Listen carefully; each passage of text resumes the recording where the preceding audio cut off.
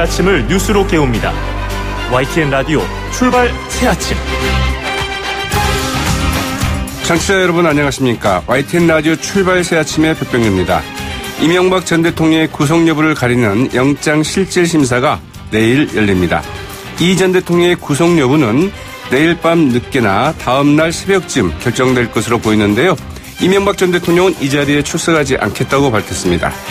영장실질심사는 구속 전 마지막으로 본인의 입장을 소명할 수 있는 기회이기에 불출석할 경우에는 통상적으로 피의자에게 불리하게 작용한다고 하는데요.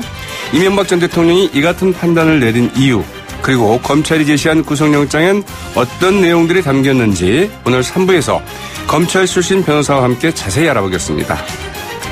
자유한국당이 지방선거에서 남경필 현 경기도지사를 전략공천하겠다고 밝혔습니다. 한국당 내에서 경기도지사 출마를 준비해오던 다른 예비후보들 강력하게 반발하고 있는데요. 잠시 후 그 일부에서 자유한국당의 공천관리위원장을 맡고 있는 홍문표 사무총장 연결해 이야기 나눠보겠습니다. 26일 발의를 앞두고 있는 대통령 개헌안, 정치권의 뜨거운 감자가 되고 있죠. 잠시 후 그 2부에서 바른미래당의 박주선 공동대표와 함께 이 문제 다뤄보겠습니다. 3월 21일 수요일에 보내드리는 YTN 라디오 출발새 아침. 먼저 광고 듣고 시사 컬럼니스트 이성원 씨와 함께 지금까지 들어온 뉴스 정리해 보겠습니다.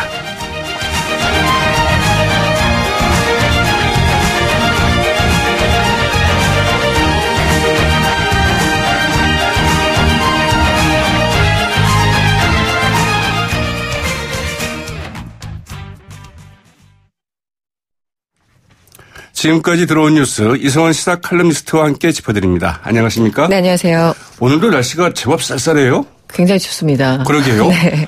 아침에 나가실 때 눈도 많이 내리고 네. 비도 많이 오는 지역도 많다고 하죠. 네, 바람도 좀 쌀쌀한데요. 네. 아무튼 나가시는 분들, 지금 출근하시는 분들 좀 잘 챙겨 입고 나가셔야 될 것 같고요.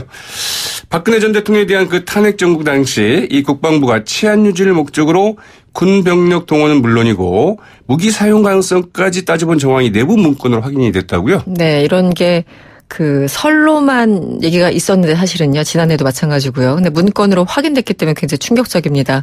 일단 더불어민주당 이철희 의원이 입수한 자료에 따르면 국방부는 지난해 2월 당시 한민구 장관의 지시로 위수령에 대한 이해라는 문건을 작성해 보고했습니다. 네. 위수령은 군부대가 일정 지역에 계속 주둔하면서 그 지역의 경비, 군대 질서, 그리고 시설물을 보호하기 위해서 제정된 대통령령인데 한마디로 대통령이 마음만 먹으면 언제든지 발휘할 수 있는 얘기입니다. 그러니까 한마디로 국회의 권한이 없고 대통령령으로서 가능하다는 얘기죠. 네. 이 문건은 위수령에 근거한 과거 병력 출동 사례 그리고 지휘 체계를 상세하게 설명한 뒤에 군의 병기 사용과 민간인 체포 등 국민 기본권을 제한하는 규정을 두고 있지만 위헌이라는 견해가 다수다 이렇게 지적을 하고 있습니다. 네. 이후에 한 전 장관, 당시 한민구 전 장관이 추가로 지시해서 또다시 작성된 문건이 있습니다.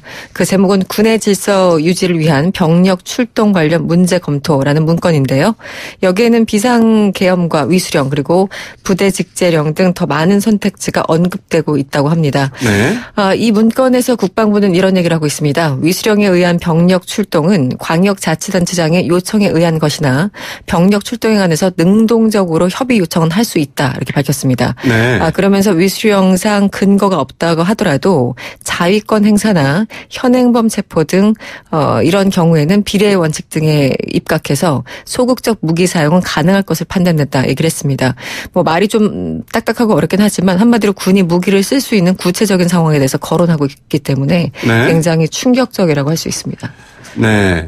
군 당국에서는 뭐라고 해명을 하고 있나요? 일단 위수령과 무기 사용 등에 대해서 단순한 개념 정리였다 이렇게 이철희 의원실에 해명한 것으로 전해지고 있는데요. 네. 이철희 의원은 이런 얘기를 합니다. 이 촛불 집회가 열리던 당시 그러니까 이게 작성된 게 아까 말씀드린 것처럼 지난해 2월이었거든요. 그렇죠. 당시 국방부가 병력 동원 검토를 했다는 것을 선의로 해석하기는 매우 어렵다. 여러 가지 의심이 든다 이렇게 반응하고 있습니다. 네. 그때를 생각해보면 광화문에 그처럼 많은 시민들이 모여서 평화적으로 그렇죠. 집회를 하고 있는데 국방부에서는 어떻게 하면 이수령을 발동할까? 그렇죠. 또 무기 사용까지 어떻게 할 수 있을까? 이걸 검토했다는 거잖아요. 네. 소극적 무기 사용이라고 하는데 이 무기 사용의 소극적 적극적이 얼마나 개념 정리가 된지는 모르겠습니다만 일단 그 평화로운 집회가 한참 뭐 열기를 띠고 있을 때 군에서는 딴 생각을 하고 있었던 것은 아닌가 그렇죠. 이런 의혹이 들 수밖에 없죠. 딴 생각 그냥 넘어가서는 안 될 것 같습니다. 그렇습니다. 네. 이명박 전 대통령이 그 22일 그러니까 내일 예정된 법원의 구속 전 피의자 신문 영장 실질심사이죠. 여기에 출석하지 않기로 했다고 하는데 그러면 어떻게 되는 겁니까? 일단 뭐 변호인들은 참석할 계획인 것으로 알려졌기 때문에 변호인들과 그 검찰 간의 다툼일 수 있을 것 같습니다. 일단 여러 가지 그 시나리오가 예상되는데요. 일단 네. 이 전 대통령 비서실에서 어제 입장 자료를 냈습니다. 영장 실질 심사 그러니까 구속 전 피의자 신문에 출석하지 않기로 했다면서 이미 검찰에서 입장을 충분히 밝힌 만큼 법원의 심사에 출석하지 않기로 했다고 밝혔습니다. 말씀하신 것처럼 내일 오전 10시 반에 서울중앙지법에서 박범석 영장 전담 부장판사 심리로 열릴 예정인데요. 네. 일단 이 전 대통령이 자리에 나오지 않게 되면 법원은 검찰의 수사 기록이나 각종 증거 자료를 토대로 구속 여부를 결정하게 됩니다. 일단 참석하지 않는다. 뭐 앵커님은 어떻게 보셨는지 모르겠습니다만 첫 번째는 자포자기가 아닌가 뭐 이렇게 네. 해석하는 사람도 있고 두 번째는 일종의 정치적인 피해자 코스프레를 하는 것이 아닌가 뭐 이런 등등의 해석이 나오고 있습니다. 앞서 박근혜 전 대통령은요. 영장 실질 심사에 실제 본인이 출석한 바가 있었는데 당시 무려 8시간 40분 동안 심리를 받은 바가 있었습니다. 네, 저는 두 가지 모두라고 봅니다. 뭐더라고 보십니까? 네. 어제 헌법 전문에 이어서 그 대통령 개헌안이 이제 공개가 되지 않았습니까? 그렇죠. 네네. 헌법 전문과 기본권에 관한 조항 등이 이제 공개가 됐는데 네. 특히 이제 헌법 전문에 부마 항쟁과 5.18 광주민주화 운동, 60 항쟁 등 이 세 가지 민주화 운동의 이념이 새로 추가가 됐다죠? 그렇습니다. 일단 청와대는 어제부터 내일까지 3일 동안 이 대통령이 발의할 개헌안 내용들을 하나하나 설명을 하고 있는 그런 지금 절차를 밟고 있습니다. 일단 현행 헌법에 명시되어 있는 4.19 혁명과 함께 앞으로 부마 항쟁과 5.18 민주화 운동 그리고 60 항쟁의 민주 이념을 헌법 전문에 명시하기로 했습니다. 또 천부 인권적 성격의 기본권에 대한 주체를 국민에서 사람으로 확대했고요.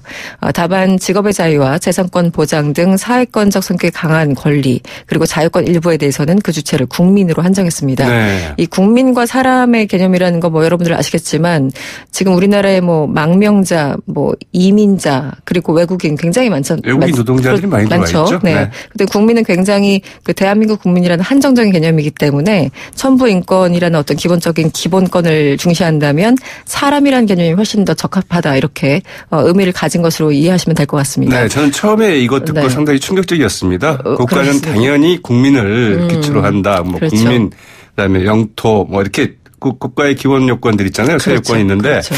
이걸 사람으로 한다? 이래도 되나 싶었는데 이런 생각이 가능하겠구나 이런 생각이 들더라고요. 네, 네. 보편적인 인권, 기본권에 대한 개념이 이 단어 하나로 확인되는 그런 상황인 거죠. 네.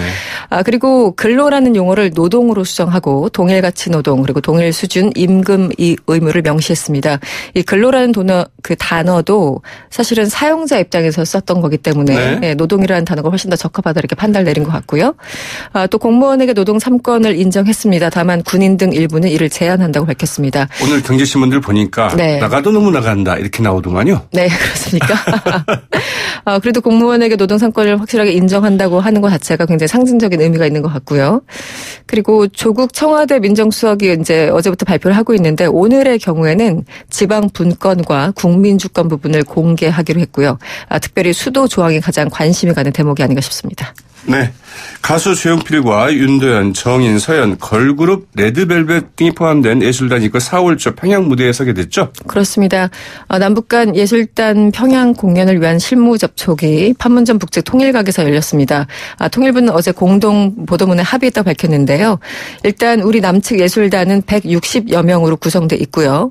여러분들 잘 아시는 조용필 씨를 포함해서 이선희, 최진희, 그리고 윤도현, 백지영 씨죠. 네. 네. 정인, 서연, 알리와 걸그룹 레드벨벳 등이 포함되어 있다고 합니다.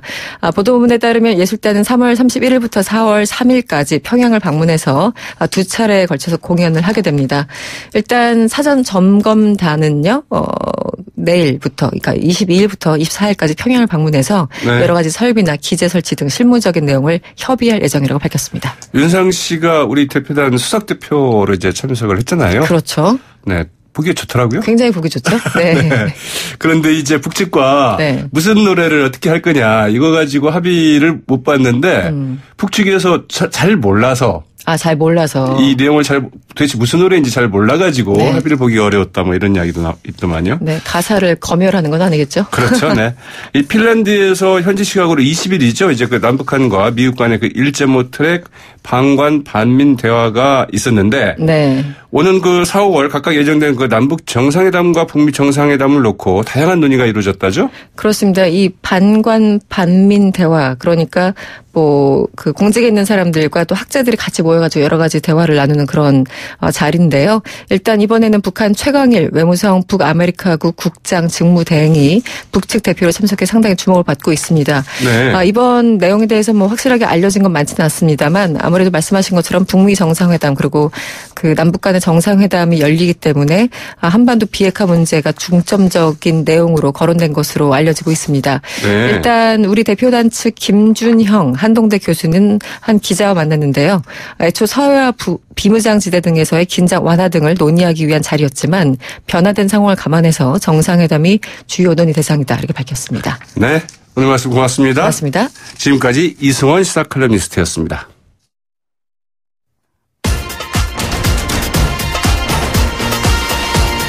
여러분이 지금 듣고 계신 주파수는 FM 94.5MHz입니다. YTN 뉴스 FM.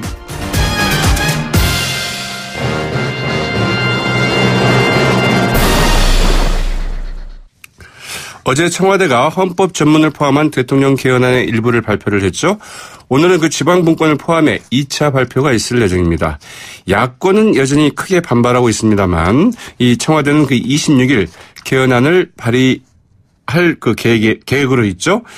국회 부의장입니다. 바른미래당의 박주선 공동대표 전화로 연결해서 현 상황에 대한 이야기 나눠보겠습니다. 안녕하십니까? 네, 안녕하세요. 네, 청와대에서는 26일에 예정대로 개헌안을 발의하겠다. 이런 의지가 분명한 것 같습니다. 예. 그런데요. 네. 여보세요? 네.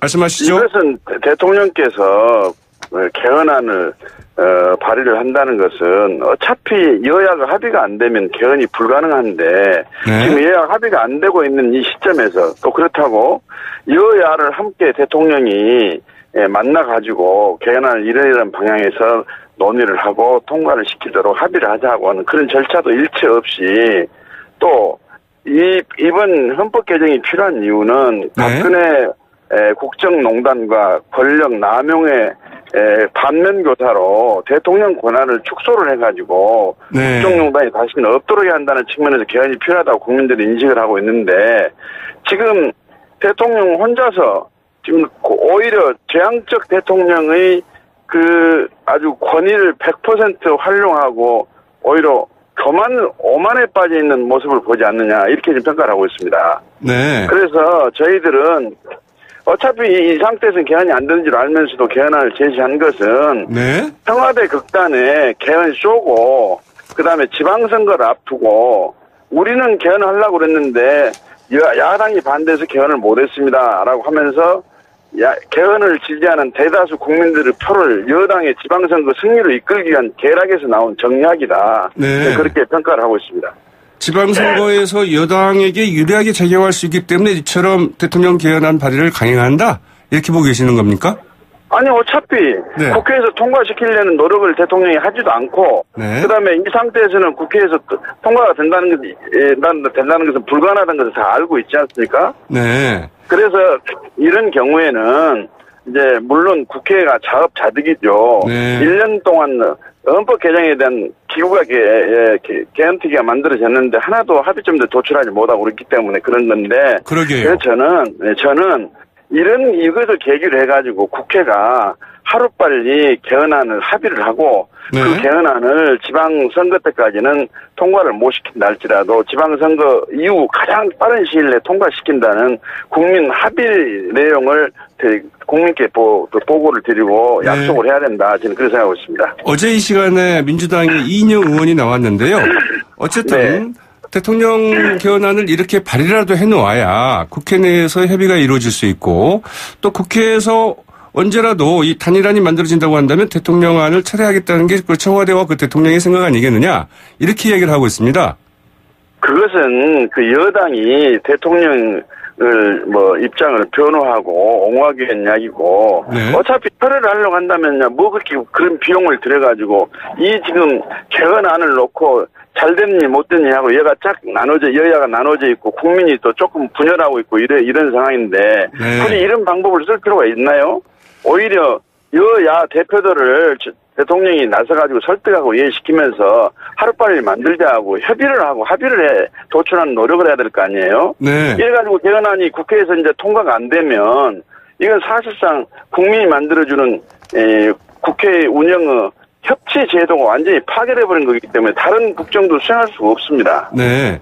그러나 그동안 이제 자유한국당이나 그 다른 야당들의 태도를 보면은 과연 그 개헌안을 의지가 있는가? 특히 이제 그 6월 지방선거 때 이제 그 개헌 동시 투표를 하겠다고 지난 대선 때 국민들에게 다 약속을 했는데 그 약속을 과연 지킬 의지가 있는가? 이렇게 의심스러운 것도 사실이지 않습니까? 사실 그렇죠. 그러니까 저는 자유한국당도 대단히 지금 잘못하고 있다고 생각합니다. 네. 그 개헌한다고 약속을 했고 지방선거 때 국민투표에 붙이겠다고 약속을 했으면 반드시 이행을 해야죠. 그런데 지방선거하고 함께 개헌한 국민투표를 하게 되면 지방선거에 여당에게 유리하게 되기 때문에 못하겠다 이런 논리인데 그러면 투표 날짜는 그때 안 하더라도 개헌은 합의는 해야 될 거 아니에요. 네, 그렇죠. 그래서 저는 지금 당장 여야 대표회담을 제의를 합니다. 네. 개헌안을 확정하기 위한 여야 대표회담을 제의를 해가지고 하루빨리 안을 만들고 네. 그것이 그래가지고 국민투표 일자를 꼭 지방선거가 아니더라도 지방선거 바로 직후에 할 수 있도록 네. 하는 것이 맞다 저는 생각합니다. 네. 이 여야 대표회담에는 대통령도 포함이 되는 겁니까? 뭐 대통령까지 굳이 여야 대표가 하는데 대통령 포함 안 해도 되고요. 네. 예, 우리 어차피 국회 주도로 개헌이 이루어지는데 대통령이 참여 안 해도 상관없죠. 왜냐하면 그 대통령안이 이제 그 발의가 되거나 될 수가 있기 때문에 그 부분을 어떻게 처리할 것인가 논의하자면 당연히 예. 대통령도 좀 들어와야 되지 않을까 싶기도 한데요. 아니죠. 지금 대통령안을 가지고 우리가 처리할 거냐 말 거냐 하는 협의가 아니고 네. 그것은 이미 국회에 발의를 하기 전에 대통령이 여야 영수회담을 제안했어야 되고 네. 우리가 만나서 합의를 했어야 되는데 그런 절차를 이행하지도 않았지 않습니까? 네. 이게 아직 제왕적 대통령이 그 권력의 오만에 빠져 있다는 그 모습을 여실히 보여준 겁니다. 이게. 네. 대통령이 이 개헌 발의를 중단하지 않고 계속 강행할 경우에 바른미래당은 어떻게 대응하실 건가요? 저희들 입장에서는 개헌안 통과가 물론 이제 앞으로 권력구조 관련된 내용이 어떤 내용인지 모르겠습니다만은 지금 어차피 국회에서 3분의 2 이상의 투표가 하고 찬성을 해야 되기 때문에 지금 자유한국당이 참여를 안 해버리면은 네. 될 수가 없습니다 지금. 네. 자, 이 개헌안 내용이 이제 부분적으로 좀 공개가 된 것도 있고요. 또 그 전체적으로도 일부 공개가 됐는데 권력구조는 그 4년 연임제로 이제 하겠다 이렇게 얘기를 하고 있고요. 어제 그 조국 수석 발표를 보면은 5.18 민주화 운동이나 부마 항쟁 그리고 그 60 항쟁을 이제 그 헌법 전문에 명시하겠다고 이제 밝혔습니다. 이 부분은 좀 어떻게 보고 계시는지요? 아니요, 그런 부분에 대해서는 개인적인 견해 차이가 있을 수 있겠지만 네. 저는 찬성을 합니다. 저는. 네. 근데 여기서 청와대 개헌안에 대해서 어느 부분은 좋고 어느 부분은 나쁘다 하는 것을 이야기할 이유가 없는 것이 네. 할 필요성이 없는 것이 권력구조 개편안이 나오지 않았을 뿐만 아니라 네. 그 권력구조 개편안이 대통령 권한을 축소해가지고 국정농단이 다시 일어나지 않도록 하는 제도적 보장 정책이 없으면 네. 개헌을 할 의미가 없어요. 네. 그것이 나오지 않았는데 개헌안 청와대 내용이 옳다 그러다 일제 언급할 필요가 가치도 없다고 저는 생각합니다. 일단 나와 있지 않나요? 그 대통령 4년 연임제로 하고 감사원을 뭐 독립시킨다거나 아니면 국회 여러 가지 이제 그 대통령 권한 가운데 뭐 예산 편성권이나 이런 것들을 국회 쪽으로 좀 많이 넘기겠다. 이런 정도는 좀 나와 있는 것 같은데요. 그건 언론에서 추측 보도를 했을 뿐이지 언제 청와대 발표한 일이 있습니까? 네. 네. 일단 청와대 발표를 지켜봐야 된다는 거죠? 쉽게 보더라도 네. 이제 그 완전 여야가 합의를 할 수 있는 내용이라 한다면 뭐 저희들이 합의를 하는 것도 기대할 수 있겠지만 지금 이 상황에서는 국민이 87년도에 합의를 하고 국회가 합의를 해가지고 통과시켰던 개헌안을 국정농단의 대통령 권한 남용을 비판하는 이 시점에서 대통령이 개헌안을 좌지우지하는 그렇게 해서 개헌이 되는 그런 절차적인 그 모순이 이 개헌안을 발의할 때부터 생겨서는 안 된다고 생각합니다. 네. 그렇더라도 일단 대통령 개헌안을 발의를 하게 되면 그때는 어떻게 대응을 하시겠습니까? 그 안에 국회에서 개헌안이 합의가 확정이 돼가지고 뭐 처리를 할 것이 국민에게 약속이 돼가지고 청와대에서 철회를 하지 않는다면은 국회에서는 어차피 발의로부터 60일 이내에 표결을 하도록 되어 있기 때문에 할 수밖에 없습니다. 네. 그렇다면 이제 이 문제에 관한 한은 자유한국당과도 같은 공동 보조를 취할 가능성이 높다고 봐야겠네요. 제가 공동 보조를 취하고 안 취하고 바른미래당이 취하고 안 취하고 문제가 아니라 그 자유한국당이 참여를 안 해버리면 개헌 자체가 의결 정족수의 3분의 2가 되지를 못해버리기 때문에 불가능합니다. 네, 알겠습니다. 좀 다른 이야기인데요. 이 바른미래당 그 출범한 지 벌써 이제 한 달이 지났습니다만 이 지지율이 생각만큼 오르고 있지는 않은 것 같아요. 그래서 이제 당대표로서 이 부분이 참 힘든 부분이실 텐데 어떻게 생각하고 계시는지요? 힘들고 좀 당원들에게 좀 면목도 없고 그렇습니다만 이제 저희 당이 출범했을 당시에 평창올림픽하고 겹치는 과정에서 컨벤션 효과가 제대로 발휘하지 못했고 그다음에 바른미래당이라고 그러기 때문에 이 당명에 대한 인지도가 너무 낮고 그다음에 솔직히 말씀드려서 저희 당이 비전에 대해서 확실한 제시가 아직까지 안 되고 있고 또 그렇다 할 인물들이 영입이 좀 안 되고 있기 때문에 이런 상황인데 조금만 더 기다려주시고 지켜봐 주시면 달라질 수 있다고 저는 생각하고 있습니다. 안철수 전 대표가 인재 영입위원장으로 나서지 않았습니까? 그러나 과연 얼마나 인재를 영입할 수 있을까? 과거에도 별로 실적이 없었다. 이제 이런 이야기도 있는 것 같아요. 그래서 이제 어차피 인재를 영입해야 되기 때문에 당 기구로서 인재 영입위원장은 필요한 거고요. 저희들은 전 당원이 인재 영입위원장이 되어가지고 인재를 발굴하고 영입하도록 지금 노력을 하고 있습니다. 네. 안철수 전 대표 서울시장 선거에 나갈 수 있을까요? 글쎄 뭐 본인이 당이 필요하다면 어떤 역할도 마다하지 않겠다고 쭉 이야기해왔고 그다음에 인재 영입위원장을 맡았기 때문에 인재 영입에 서울시장은 마땅한 후보가 찾아지지 않는다면 본인이 결단할 수도 있다고 저는 그렇게 생각하고 있습니다. 안철수 전 대표가 이제 인재영입위원장으로서 과연 마땅한 서울시장 후보를 물색할 수 있겠느냐 이게 굉장히 중요한 포인트라고 볼 수 있겠군요. 예, 아마 그 점도 중요한 포인트 중에 하나가 될 겁니다. 네, 오늘 말씀 고맙습니다. 네네, 감사합니다. 지금까지 국회 부의장이죠. 바른미래당 박주선 공동대표였습니다. 네. YTN 라디오 출발 새 아침 1부는 여기까지입니다. 저는 잠시 후 2부에 다시 찾아오겠습니다. 소통의 아침을 여는 공정한 목소리. YTN 라디오 출발 새 아침. YTN 라디오 출발 새 아침 2부 순서 시작할 텐데요. 먼저 광고 듣고 오시겠습니다. 6월 지방선거가 점점 다가오는 가운데 자유한국당 공천관리위원회가 새 지역에 대한 전략공천을 결정지었습니다. 오늘 최고위원회를 열어서 이를 확정할 계획이라고 하는데요. 그 지역에서 뛰고 있던 예비 후보들 크게 반발하고 있죠. 자유한국당 지방선거 기획위원장이자 공천관리위원장을 맡고 있는 분이죠. 홍문표 사무총장 연결해 이야기 나눠보도록 하겠습니다. 홍문표 사무총장님 안녕하십니까? 네, 안녕하십니까? 전략공천을 하셨더라고요? 이 방송에 차질을 줄여서 죄송합니다. 네네. 앞서 원래 그 일부에 이제 나오시도록 돼 있었는데 연결이 안 돼서 저희가 굉장히 당황했습니다. 네. 아이고, 죄송합니다. 죄송합니다. 아침 일정이 좀 바쁘셨나 봐요? 네, 국제전화가 온 게 있어서 그랬습니다. 아, 그랬어요? 그래도 국제전화보다는 저희 좀 방송이 먼저인데요. 그러면요. 예, 아주 잘못됐습니다. 미안합니다. 네, 알겠습니다. 자, 이 전략공천을 하셨는데 특히 지금 눈에 띄는 게 그 경기도지사거든요. 남경필 현 지사의 그 전략공천 이거 확정된 거 맞나요? 오늘 최고위를 통과하면은 확정이 되겠습니다. 네. 여러 예비 후보들이 꽤 있었는데요. 이 남경필 지사에 대해서 그 전략공천을 결정한 이유 특별한 게 있습니까? 이게 후보들이 몇 분 계셨는데요. 네.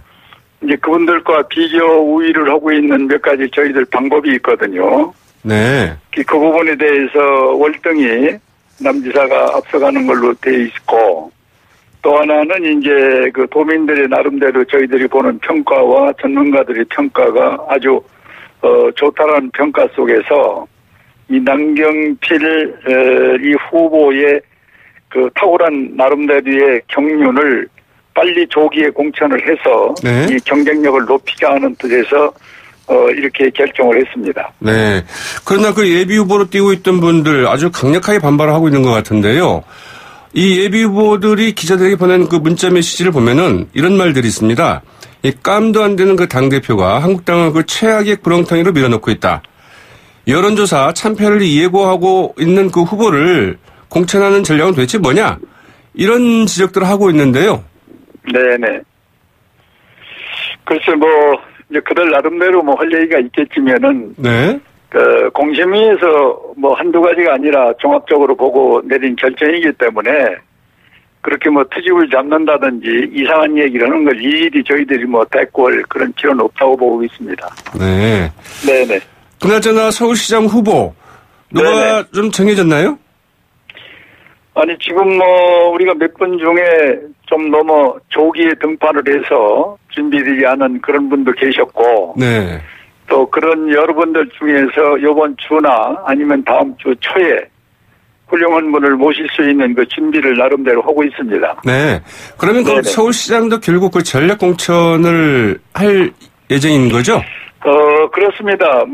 다 아시는 바와 같이 서울에 경쟁력 있는 후보가 저희들이 지금 그 접수가 돼 있지 않기 때문에 그리고 또 저희들이 모시려는 분들이 이렇게 접수를 해서 심사를 받는 그런 것보다는 우리가 모시는 것이 좋겠다 해서 전략적으로 가닥을 잡고 준비를 하고 있습니다. 네.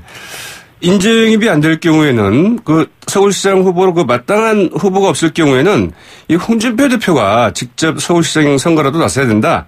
아니면 다른 험지라도 그 출마해야 되는 것 아니냐. 당에 헌신하는 모습을 보여야 된다. 이런 의견도 꽤 나오고 있는 것 같아요. 그래서 있을 수는 있습니다만은 역대 이렇게 큰 전국 선거에서 당대표가 한쪽에 몰입을 해서 네. 선거를 치르다 보면 나머지는 버리는 경우가 되기 때문에 이것은 참 위험한 그런 것 발상이고요. 이제 저희들이 지금 서울시장 관계 때문에 이런 문제가 있다라면은 이번 주 내지 다음 주 초에 이 문제는 좋은 방법으로 해결점을 나올 걸로 저희들이 준비를 하고 있습니다. 아, 그래요? 네네. 그러니까 시장 문제 때문에 이런 얘기가 나온다는 거는 그 당내 이제 홍준표 대표에 대한 불만 이런 것들에 대해서 뭔가 대책을 마련하겠다는 건가요? 아니, 그 불만이라는 건 어느 정당이든지 다 조금씩은 있게 마련인데요. 네. 이제 선거가 다가오니까 서울시에 내놨던 몇 분들이 이제 우리가 생각한 것보다 이제 마다하는 바람에 그러면은 서울시를 후보를 안 낼 수 없으니 당대표라도 나오라 이렇게 그렇죠. 저희들은 지금 네. 알고 있거든요. 네. 그래서 말씀을 드리는 겁니다. 아, 그러면 이 서울시장으로 내놓을 만한 후보 지금 거의 다 물색이 됐다 이렇게 봐도 좋겠습니까?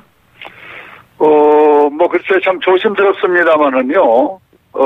저희들은 최선을 다해서 이번 주나 아니면 네. 다음 주 초에 훌륭한 분을 모시는 걸로 그렇게 준비를 하고 있다는 말씀을 드립니다. 네, 그 훌륭한 네네. 분, 얼마나 깜짝 놀랄만한 카드가 될 수 있을까요?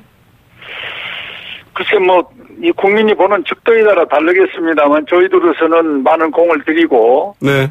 또 훌륭한 인격을 가지고 계시기 때문에 그렇게 말씀을 드립니다. 그러니까 지금까지 나왔던 세 분 있잖아요. 오세훈 전 서울시장이랄까 아니면은 이석연 전 네, 법제처장이랄까 이런 분들이 있는데 이런 분들보다도 더 훌륭한 분들인가요? 그래서 사람을 이렇게 잣대를 대서 누가 더 훌륭할 수는 없는데 네. 그러면 그 경쟁력이 더 있다 이렇게 볼 수 있을까요? 예, 그 이상의 네.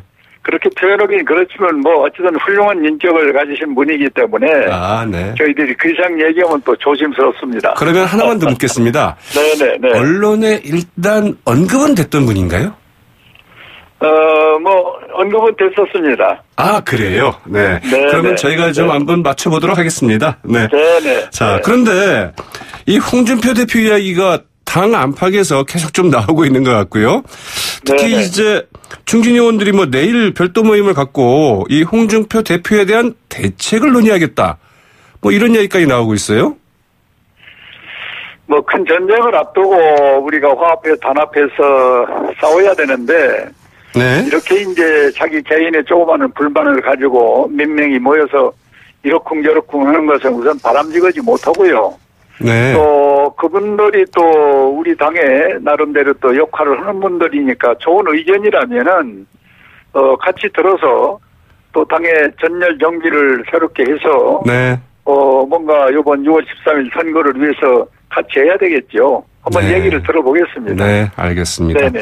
다른 이야기를 좀 해보겠습니다. 이 개헌안 네. 이야기 안 할 수 없을 것 같은데요.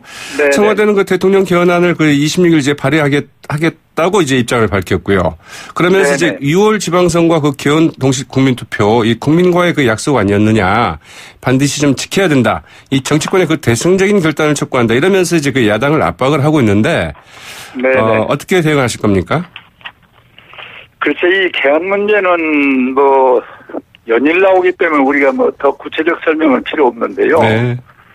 뭐 아시는 바와 같이 국가의 최고의 헌법이 이 개헌 문제에 지금 모든 게 쏠려 있지 않습니까? 네. 그런데 이것을 여야 간에 합의를 하지 않고 대통령께서 일방적으로 밀어붙이면은 지금, 야당은 전체가 반대하고 있고, 그럼 네. 이게 안 되는 거 뻔한 거거든요. 그런데 안 되는 걸 뻔히 알면서 대통령이 밀어붙이는 것은 이거야말로 제왕적이고 또 하나는 이 국민을 전혀 지금 염두에 두지 않고 어떤 저의가 있는 것 같아요. 네, 그 저의가 뭐라고 생각하시는지요? 그거를 저희들은 지금 사실은 궁극고 모르고 있습니다. 네. 그리고 이제 요번 6월 13일 이 선거에 함께 하자는 데는 큰 문제가 있는 것은 이 7번의 선거를 치러야 됩니다. 네. 기초의원, 광역, 기초단체장, 광역단체장, 시도 교육감, 재보궐선거, 그리고 개헌이 들어가죠. 그 다음에 또 지금 MB 문제로 구성 여부에 관한 또 여러 가지 국민들의 혼란. 네. 또 잘 아시는 것 같이 핵이 폐기냐 아니냐. 또 4월 달에 또 정상회담, 5월 달에 또 정상회담. 이런 엄청난 이슈가 되는 문제를 놓고 하다 보면은 이 지방선거는 사실은 어느 구탱이에 있는지 알지를 못해요. 네. 그리고 인물 선정을 어떻게 한단 말입니까? 그러나 이제 지난 네. 대선 때 모든 당 후보들이 6월 지방선거와 함께 개헌 동시 투표를 공약하지 않았습니까? 그때 뭐 다 이런 사정들을 알고 공약을 했을 텐데요. 그런데 자꾸 이제 공약하는 얘기들을 이제 하시는데요. 네. 공약이라는 것은 이제 현 상황에 와서 잘못 진단을 해서 조정할 수도 있는 것이고 또 국민의 동의를 받는 첫째 그것이 있어야 그 다음 공약이 순조롭게 가는 것인데 네. 이건 아시다시피 청와대 안으로 내놓는 거 아닙니까? 네. 그러면 이게 국민의 안이 아니죠. 그걸 이제 국민이라는 이름을 포장을 하는 것 뿐이지. 이러고 국회에서 전체가 반대하는 걸 이렇게 대통령이 밀어붙이는 거는 저는 어떤 저의가 지금 숨어 있는데 그걸 모르겠어요, 지금. 네, 그 저의가 뭔지를 모르겠다. 네. 네네. 자, 이제 결국은 권력 구조를 어떻게 가져가느냐가 가장 그 쟁점 사안인데요. 정의당의 그 심상정 전 대표 같은 경우에는 이 국무총리 국회 추천제 그리고 연동형 비례대표제 도입을 이제 그 절충하러 제시를 했는데 자유한국당에서 이를 좀 받을 수 있을까요?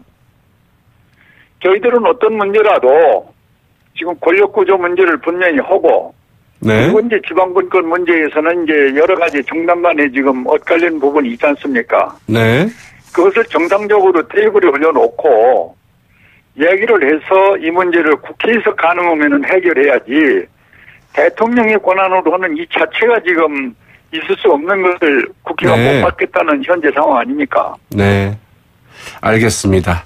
네네. 오늘 말씀 잘 들었습니다. 네, 감사합니다. 지금까지 자유한국당 홍문표 사무총장이었습니다. 오늘 날씨가 꽤 쌀쌀합니다. 바람도 계속 불 거라고 하죠. 네, 출근길을 좀 잘 챙겨 입고 나가시는 게 좋을 것 같고요. YTN 라디오 출발 새 아침 2부 순서는 여기까지입니다. 저는 잠시 후 8시 10분경 3부에 다시 찾아오겠습니다.